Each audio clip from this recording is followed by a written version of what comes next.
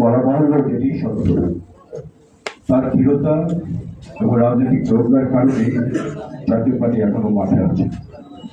এটি আমাদের রাজনৈতিক তার নেতৃত্বে যে দল জাতীয় পার্টি নেতা কর্মীদের আমি মনে করি আমাদের সৌভাগ্য যে তার মধ্যে যোগ্য নেতা আমরা পেয়েছি। আমাদের পার্টির প্রতিষ্ঠাতা চেয়ারম্যান বল্লভবন্ধু এরশাদ, হুসেন মোহাম্মদ এরশাদ, তার যে সিদ্ধান্ত ছিল যে জাতীয় পার্টির নেতৃত্ব কে দিলেন, সেই সিদ্ধান্তকে আমি শ্রদ্ধা জানাই যে আজকে আমরা যোগ্য নেতৃত্ব পেয়েছি। এখানে তার সম্বন্ধে বলার কিছু নেই, কেননা আজকে তার পরিবারেরই আমরা সদস্য। রাজনীতি হলো নেতা পিতার সমান, কর্মী তার সন্তানের।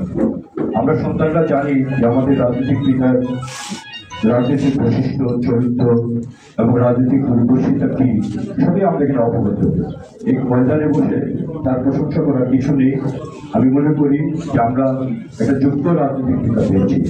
সেজন্য মহান আল্লাহ পাকের কাছে আমাদের এই প্রার্থনাই যে তাকে সুস্থতা দান করুন, তিনি সুস্থ থাকুন। তার প্রতি শুধু আমাদের জাতীয় পার্টি না, এদেশের বর্তমান রাজনৈতিক যে অস্থিরতা, সবচেয়ে সুন্দর ব্যাপার কালকে যেটা দেখলাম, রাত ৩টার সময় স্বরাষ্ট্রমন্ত্রী সাংবাদিক সম্মেলন করতে বাধ্য হল। তাকে প্রশ্ন করা হলো এক সাংবাদিক যে এই যে আপনার বিরুদ্ধে, আপনার ব্যাপারে যে সাধারণ ছাত্ররা আপনার পদত্যাগের যে সিদ্ধান্ত চেয়েছেন, এ ব্যাপারে আপনার মন্তব্য কি?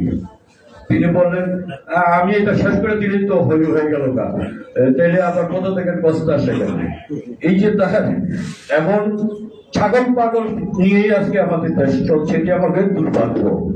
আগামীতে ইনশাল্লাহ জয়েন কাদের নেতৃত্বে এদেশের মানুষ যে আশা করছেন, ইনশাল্লাহ আল্লাহর কাছে এটিই কামনা করি যে আমরা শান্তিতে যেন বসবাস করতে পারি, এতে যেন সুন্দর হয়, এবং সেই সুন্দর দেশ গড়ার ক্ষেত্রে একটি হাতিয়ার হবে আমাদের প্রিয় নেতা জয়েন কাদের। সবাইকে ধন্যবাদ।